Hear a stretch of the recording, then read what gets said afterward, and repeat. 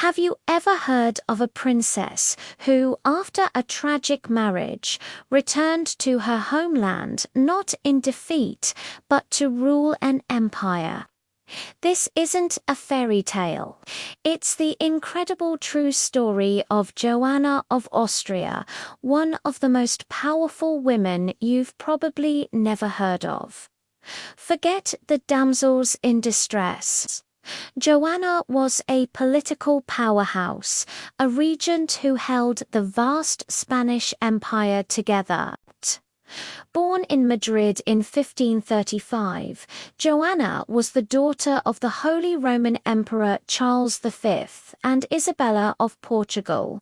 From birth, she was at the center of European politics. Her destiny wasn't to be just a princess. It was to be a crucial link in the Habsburg dynasty's web of power. At just 17, she was married to her cousin John Manuel, the Crown Prince of Portugal. It was a strategic match designed to unite the Iberian Peninsula. She moved to Lisbon, pregnant with their heir, ready to become the future Queen of Portugal. But fate had a cruel twist in store. Just 18 days before Joanna gave birth to their son, Sebastian, her young husband, John Manuel, died suddenly. Can you imagine a teenage widow, a new mother, in a foreign court? Her future as Queen of Portugal vanished overnight. Her son, Sebastian, was now the heir to the Portuguese throne, but Joanna's own position was precarious. Most would have crumbled under the weight of such tragedy, but Joanna was forged from stronger stuff. Her brother, Philip II, now King of Spain, needed to travel to England for his marriage to Mary Tudor. But who could he trust to rule the sprawling Spanish Empire in his absence? Not his aging father, Charles V, who was preparing to abdicate, nor any of his male relatives. He chose the one person he knew had the intellect, loyalty, and fortitude for the job, his recently widowed 19-year-old sister, Joanna. In 1554, Joanna made a heart-wrenching decision. She left her infant son, Sebastian, in Portugal to be raised as the future king, and returned to Spain. She would never see him again. It's a choice that's hard for us to comprehend today, but for Joanna, duty to her family and her empire came first. This sacrifice would define the rest of her life, fueling a quiet, personal sorrow that she carried with her always. Stepping into the role of Regent of Spain, Joanna wasn't just a figurehead. She was the acting monarch. At an age when most are just beginning their lives, she was managing the finances of a global empire, dealing with nobles, handling diplomatic correspondence, and overseeing colonial affairs in the Americas. She commanded respect not because of her title, but because of her sharp mind and unwavering resolve. Letters and documents from the time show her as a decisive and competent ruler, fully in command of the state's affairs. She wasn't simply keeping the throne warm for her brother, she was actively governing it.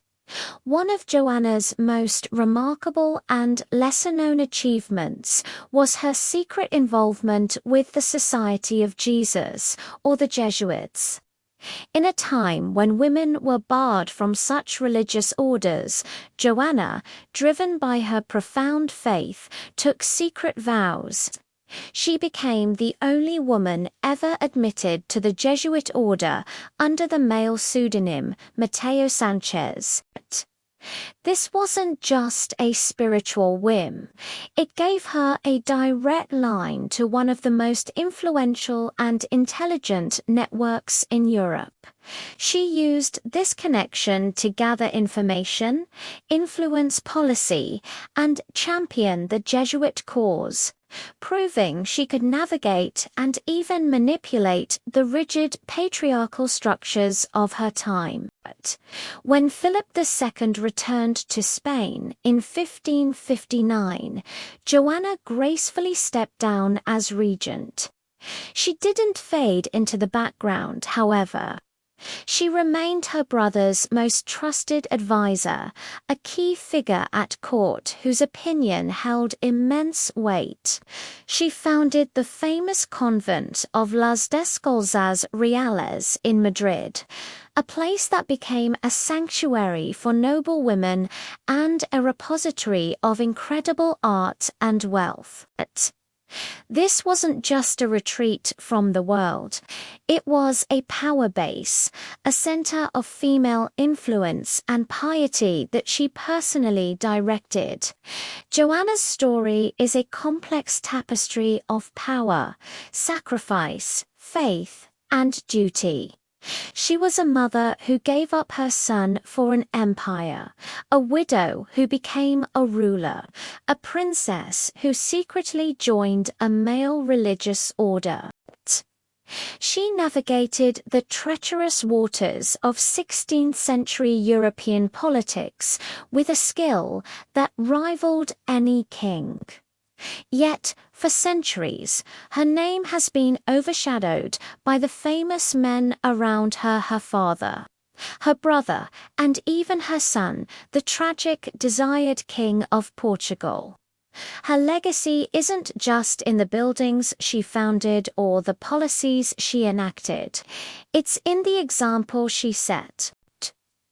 Joanna of Austria demonstrated that a woman could rule with authority and intelligence, that personal tragedy could be forged into political strength, and that power could be wielded not just from a throne, but from the shadows through intellect, influence, and unwavering conviction. She was the unseen monarch, the forgotten regent whose steady hand guided Spain through a critical period in its history.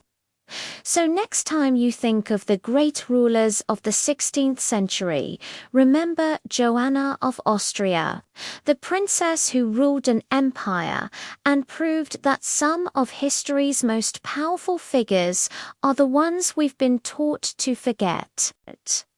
Thank you so much for joining me on this journey into the past. If you found Joanna's story as fascinating as I do, please hit that like button and subscribe to the channel for more hidden histories. Let me know in the comments which historical figure we should uncover next. See you soon.